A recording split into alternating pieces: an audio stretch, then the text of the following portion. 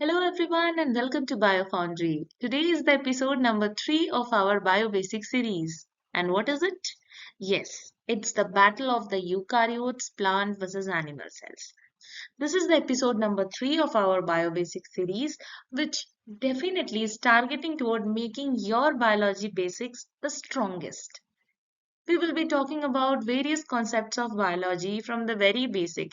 It is helpful for a class 6 student as well, and it is also helpful for someone who is dealing with advanced studies in biological sciences and want to have a recap of the basics.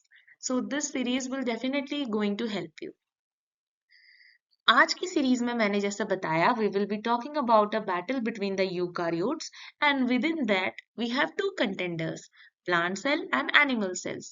हम इनकी similarities समझेंगे, हम decode करेंगे इनके differences को और ये जानने की कोशिश करेंगे कि कैसे इन डिफरेंसेस की वजह से इनकी सर्वाइवल स्ट्रैटेजी में चेंज आता है, या इसको हम इस तरीके से भी सोच सकते हैं कि क्योंकि इन्हें कुछ एक different kind of survival strategy अपनानी पड़ती है, किस तरीके से इनके बॉडी के फंक्शंस या कह लीजिए स्पेसिफिकली इनके सेल डिजाइन होते हैं। इन चीजों को समझने के लिए हम आज के एपिसोड में ये सारे कॉन्सेप्ट को वन बाय वन स्टडी करेंगे। Okay, so let us start with the very first thing, a small recap. हमने अपने एपिसोड 1 में 7 कैरेक्टरिस्टिक्स ऑफ लाइफ पढ़ा था। एपिसोड 2 में हमने देखा सेल की डिस्कवरी, थोड़े बहुत फैक्ट्स उससे रिलेटेड, फिर हमने समझा कि कैसे प्रोकारियोट्स और यूकारियोट सेल्स एक दूसरे से अलग होते हैं, क्या उनमें डिफरेंसेस होते हैं। बट देन जब आज हम यूकारियोट्स के दो कंटेंडर्स की बात कर रहे हैं तो एक बार यूकारियोट्स से मिलके आना जरूरी है ना? तो चलिए मैं दोबारा आपको उनसे मिला देती हूँ। Eukaryote, a kind of cell जिसमें एक ट्रू न्यूक्लियस प्रेजेंट है। यूकारियोट दो शब्दों को जोड़ के बनाया गया, यू जिसका मतलब हुआ ट्रू एंड कैरियन का मतलब हुआ न्यूक्लियस। अब यूकारियोट्स को हम बायोलॉजिकली कैसे डिफाइन करेंगे? These are the organisms whose cell contain a well defined nucleus, and this nucleus has to be enclosed within a nuclear envelope and membrane bound organelles. So basically ये वो organisms हैं जिनमें उनके cell के अंदर एक well defined nucleus.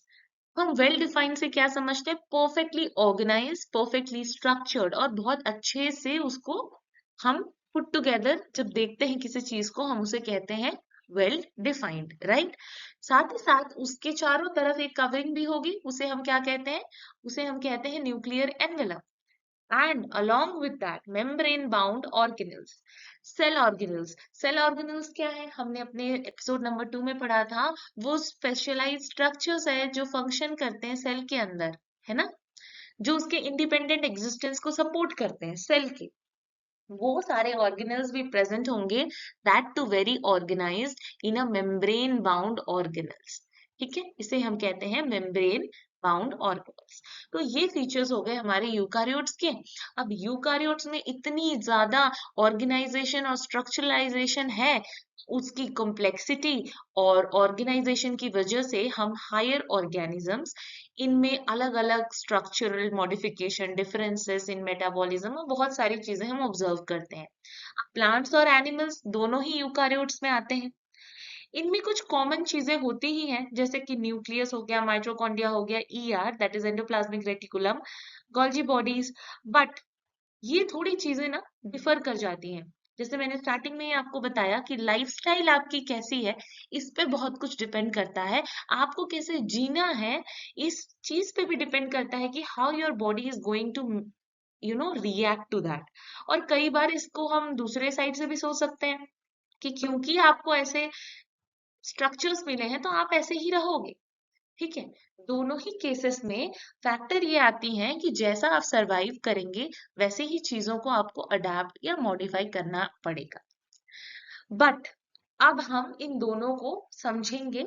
Similarities हमें पता है चीजों की क्या क्या है, जैसे न्यूक्लियस, माइटोकॉन्ड्रिया, ईआर और गोल्जी। बट कैसे डिफरेंसेस हैं, इन चीज को समझना बहुत जरूरी है। सिमिलैरिटीज भी देख लेंगे हम इजीली। देखिए, डिफरेंसेस हर चीज में होती है। We human beings are all different, हम एक दूसरे से बहुत अलग हैं। बट अलग होने के साथ the thing that comes into our mind is कि still we have that core elements intact. Core elements, जैसे कि अगर हम ह्यूमंस के केस में बोलें तो अगर आप उन्हें मॉर्फोलॉजिकली आइडेंटिफाई करना चाहते हैं तो आप क्या क्या कहेंगे? हैंड, दो हाथ हैं, दो पैर हैं, आंख है, नाक है, एंड एक प्रॉपर बॉडी स्ट्रक्चर होगा, कुछ इस तरीके से चलेंगे, स्ट्रेट पोस्चर रहेगा, बहुत सारी चीजें से मॉर्फोलॉजिकली आइडेंटिफाई कर लेते हैं। तो अब प्लांट एंड एनिमल सेल्स में क्या चीजें सेम हो सकती हैं?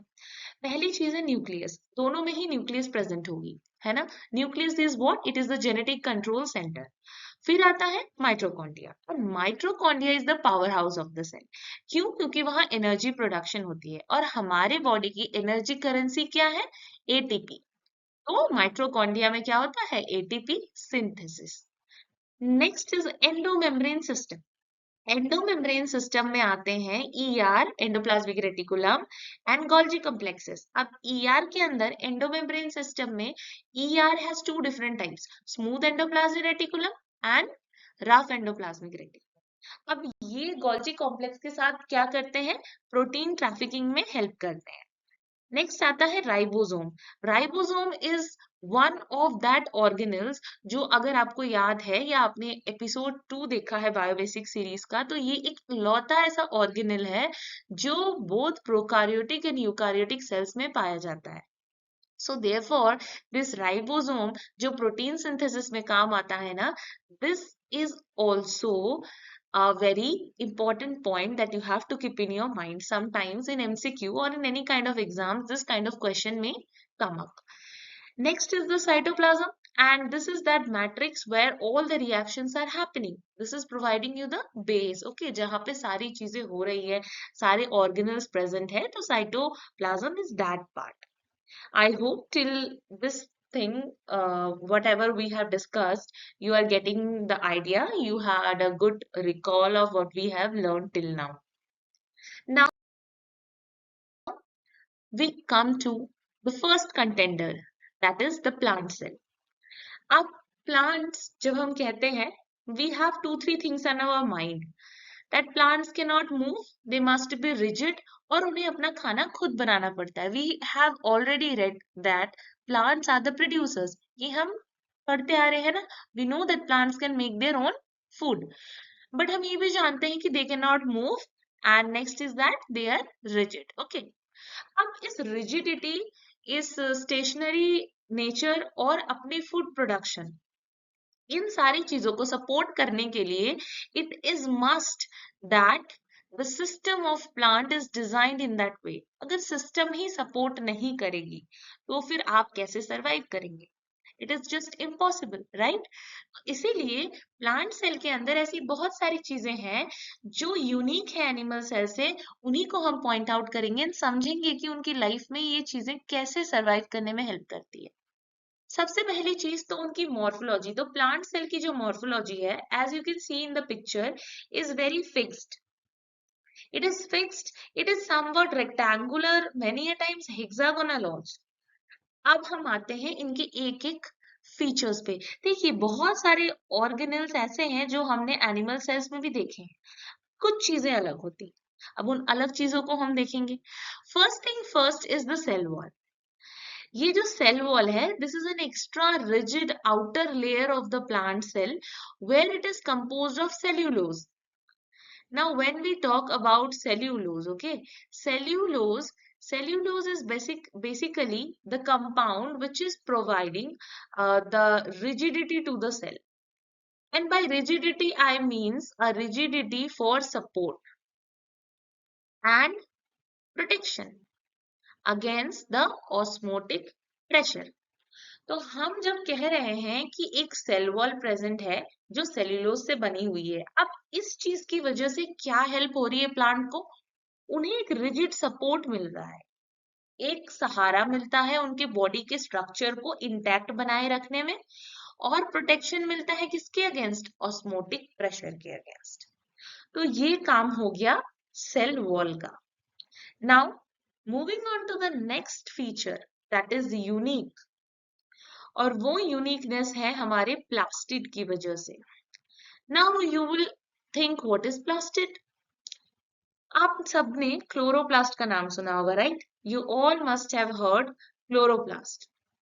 क्लोरोप्लास्ट क्या है? ये एक तरह का प्लास्टिड है और इसमें होता है chlorophyll. Now this chlorophyll is helping the plant to make their own food.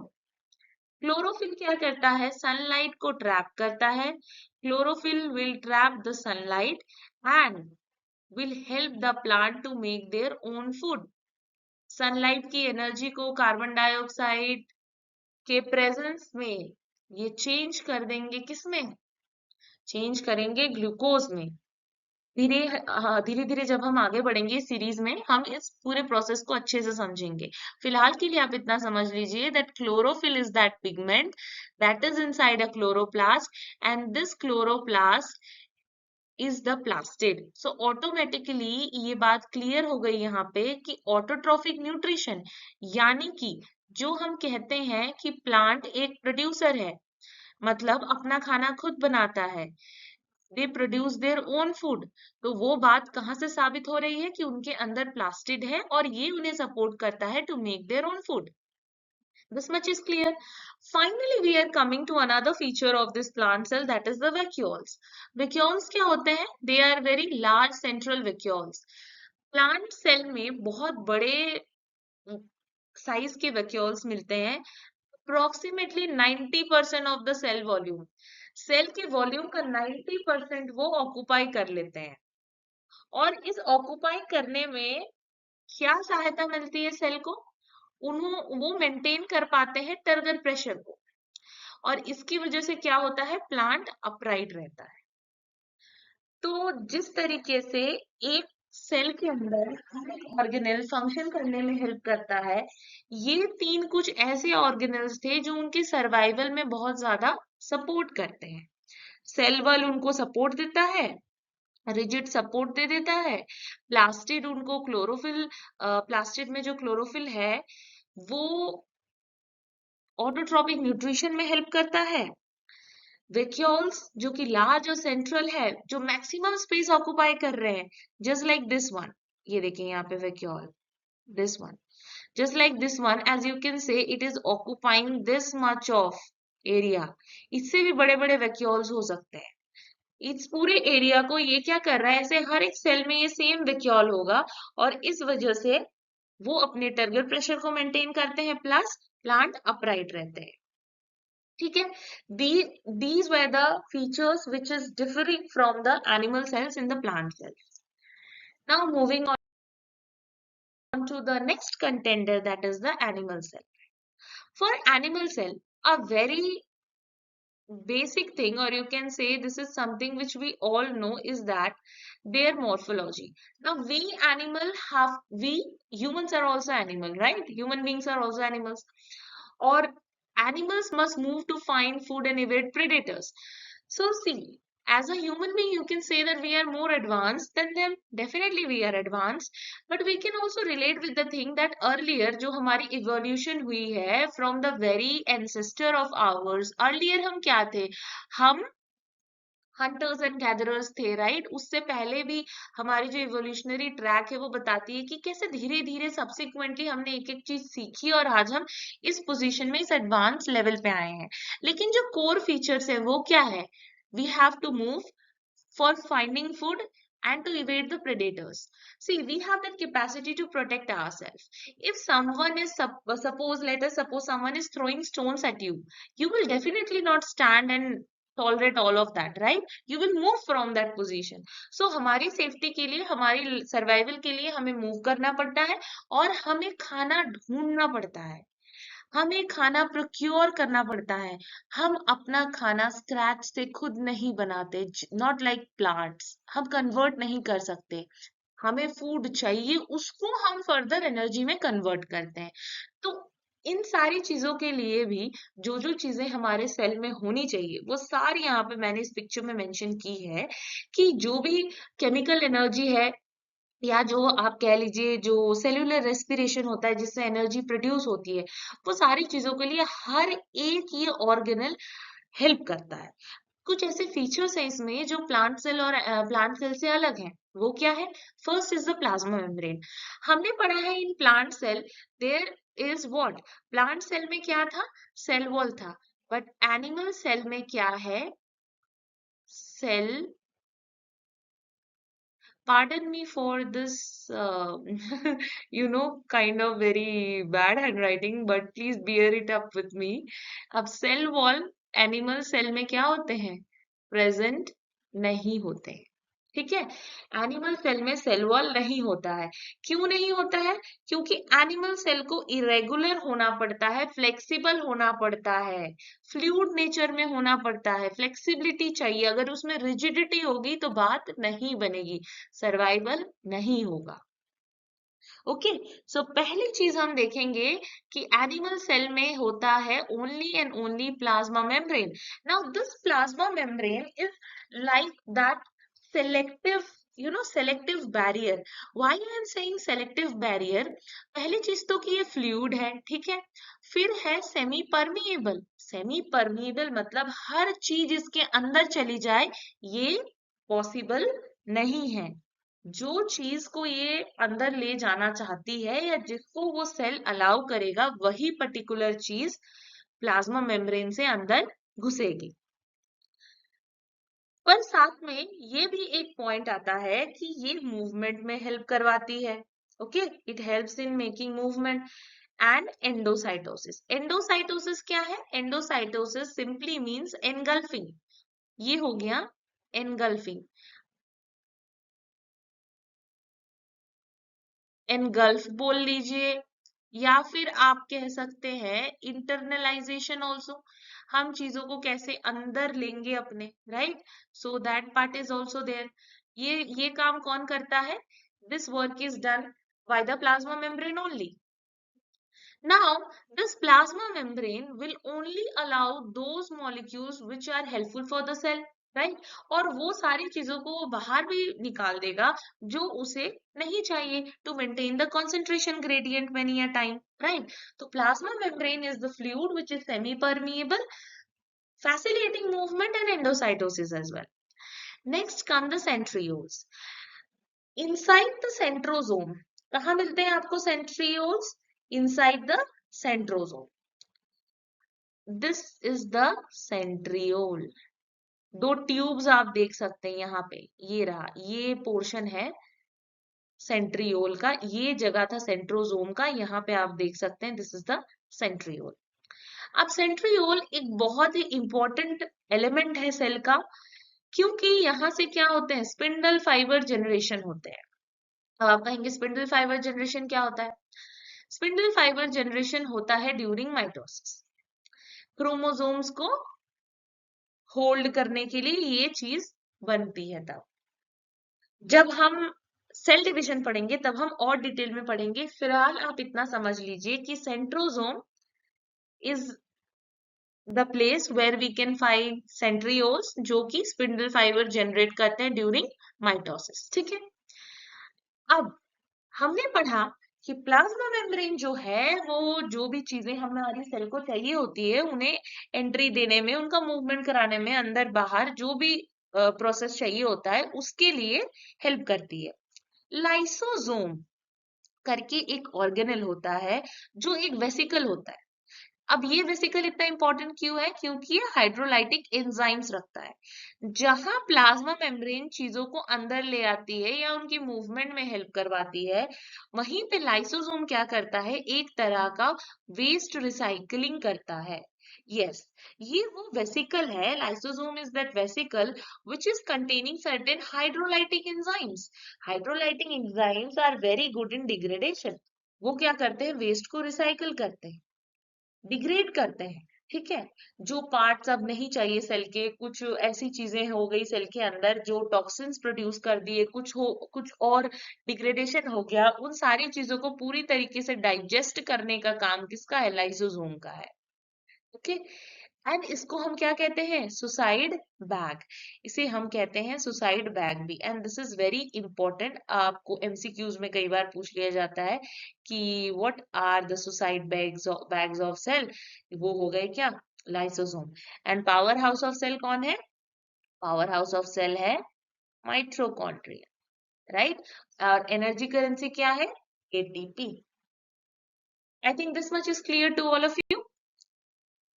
Let's move. Okay. Now this, I want you all to just take a screenshot, or even if you can pause the video and can write this down. This is a cheat sheet. This may sound very basic, but this is what you need always with you.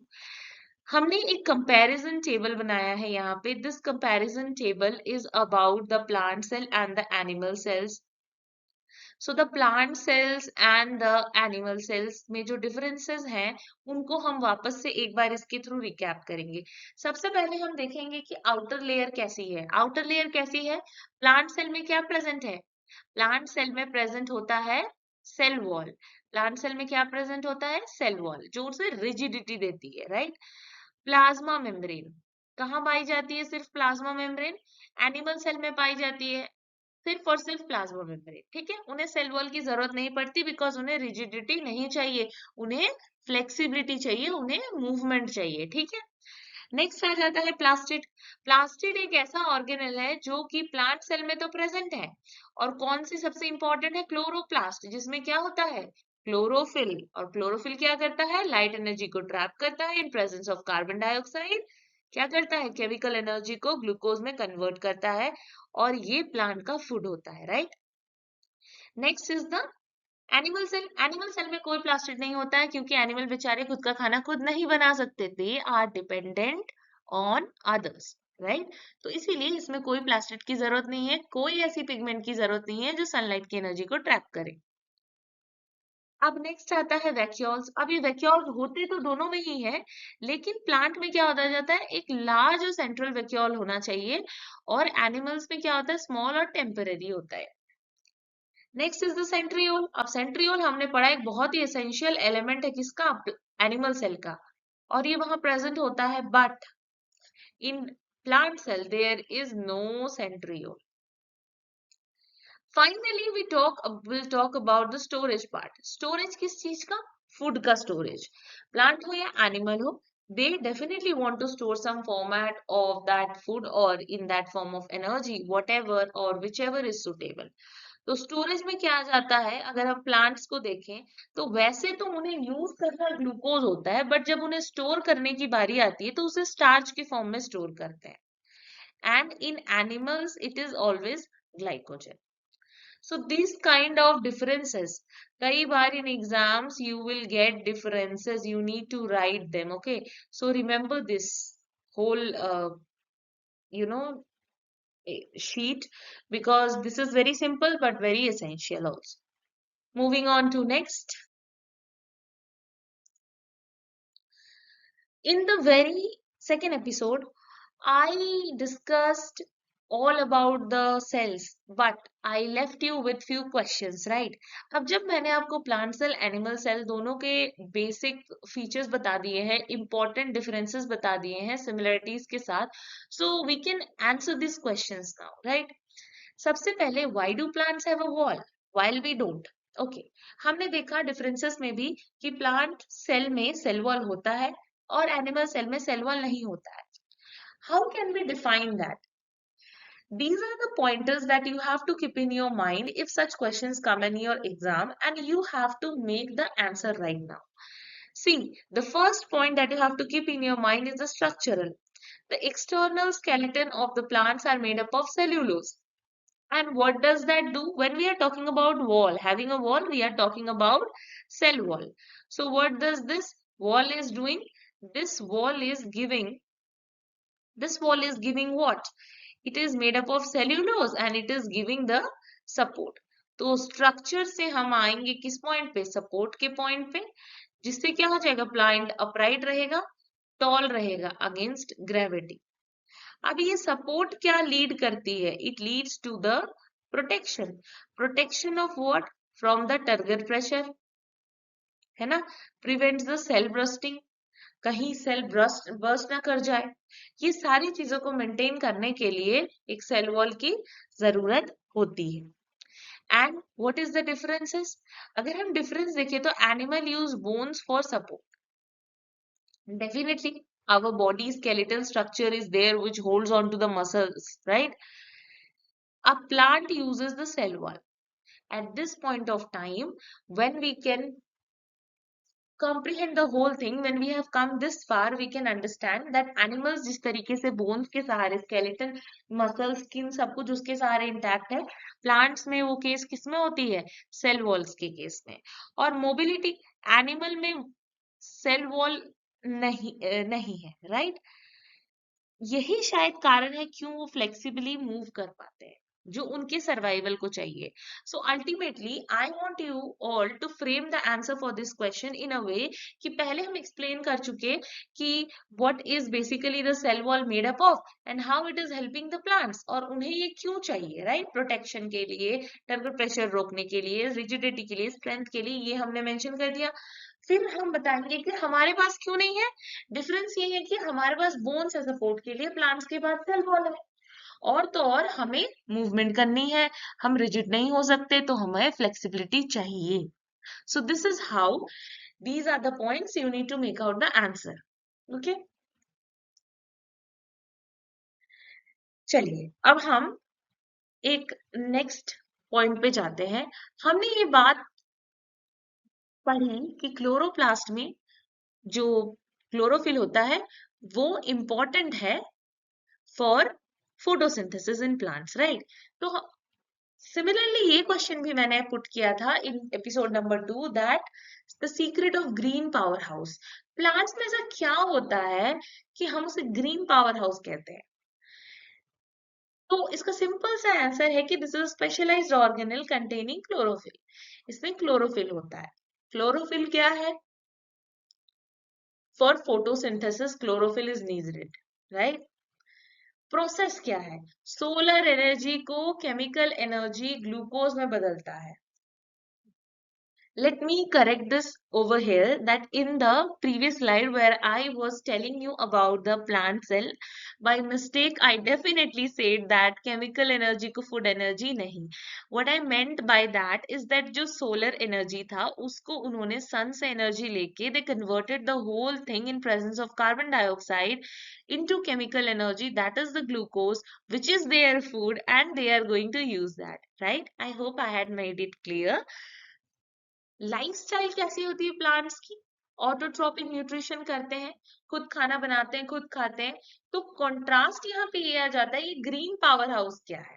बात ये आ जाती है कि उन्हें हम green power house क्यों कहते हैं? कहते हैं क्योंकि उनके पास क्लोरोप्लास्ट है और वो सोलर एनर्जी को केमिकल एनर्जी में कन्वर्ट करती हैं और खुद का खाना वो खुद बना सकते हैं. और जबकि एनिमल्स में ये क्लोरोप्लास्ट लैक होने की वजह से हम हेट्रोट्रॉपिक होते हैं, है ना? हमें फूड का इंजेक्शन करना पड़ता है, हमें उसे फ्रॉम आवर माउथ अपने बॉडी के अंदर डालना पड़ता है. हमारी बॉडी के अंदर वो खाना नहीं बन सकता. अनलाइक द प्लांट्स, प्लांट्स क्या कर सकते हैं? अपनी ही बॉडी में खाना बनाते हैं, उसे यूटिलाइज करते हैं और ग्रो करते हैं. हमारे लिए ये चीज थोड़ी अलग होती है. Okay, I hope till now you have got a very good idea कि कैसे उनकी लाइफस्टाइल की वजह से उनके सेल्स में डिफरेंट ऑर्गेनल्स का प्रेजेंट होना जरूरी है और कैसे वो ऑर्गेनल्स उनके लाइफ को सपोर्ट करते हैं.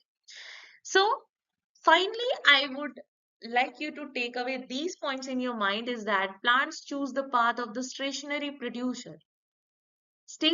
producer investing their energy in walls and solar panels. What do we mean by walls? Walls mean the cell wall and solar panels means the chloroplast which contains chlorophyll. Okay.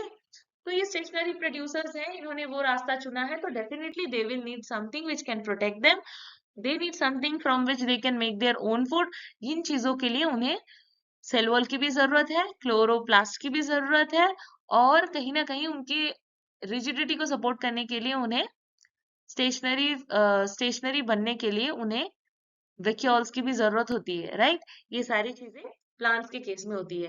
Animals के case में क्या होता है, उन्होंने choose किया है the path of mobile explorer. भाई animals ने तो चूज कर लिया हमें हमेशा चलते रहना है, इधर से उधर जाते रहना है, हम एक जगह नहीं रुक सकते। तो मोबाइल एक्सप्लोरर होने की वजह से उनमें फ्लेक्सिबिलिटी होनी चाहिए, डाइजेस्टिव सिस्टम भी होना चाहिए। अभी ये जो चीजें एनिमल्स और प्लांट सेपरेटली करते हैं, जैसे कि अगर प्लांट स्टेशनरी है तो उन्हें उस तरह से अपने आप को डेवलप करना है तो वो अपनी सारी एनर्जी उस तरफ डाइवर्ट करते हैं, सिमिलरली एनिमल्स भी वही करते हैं। हम ये सिंपली कह सकते हैं ना कि बायोलॉजी में ना कुछ भी बेटर या बेस्ट नहीं होता है, they are simply different strategies of life. आज जो हमारे ह्यूमन का फॉर्म है that is also because we have adopted a different kind of life, because we wanted to survive. और हमारी सर्वाइवल की कैपेसिटी ज्यादा बढ़े इसलिए हम डिफरेंट डिफरेंट वेज में अपने आप को एडवांस करते रहते हैं। इसका मतलब ये नहीं कि हम किसी चीज से बेटर हैं, इसका मतलब ये है कि हम अपनी लाइफ की सर्वाइवल को इंश्योर करते हैं और बाकी लोग अलग तरीके से अपनी सर्वाइवल को इंश्योर कर रहे हैं। So that is how the whole biology works. Okay, isn't it interesting? Do let me know how you like the whole session, because see, for me explaining the things, telling you, but if I don't get to know is there any kind of doubt in your mind, then it will always linger in your mind. So I would request you all that if you have any doubts, do write in the comment section. I'll definitely answer them all. And if you have any suggestion, any kind of feedback related to the video, the topics, anything I'm making mistake about, you think that could be rectified, or any kind of suggestion, everything is welcome. The comment section is all yours. And at last, I would just say thank you for listening me out, and I hope this will help you to strengthen your basics as well. That's all. Thank you so much, and I'll see you in the very next episode. Till then, take care, keep studying.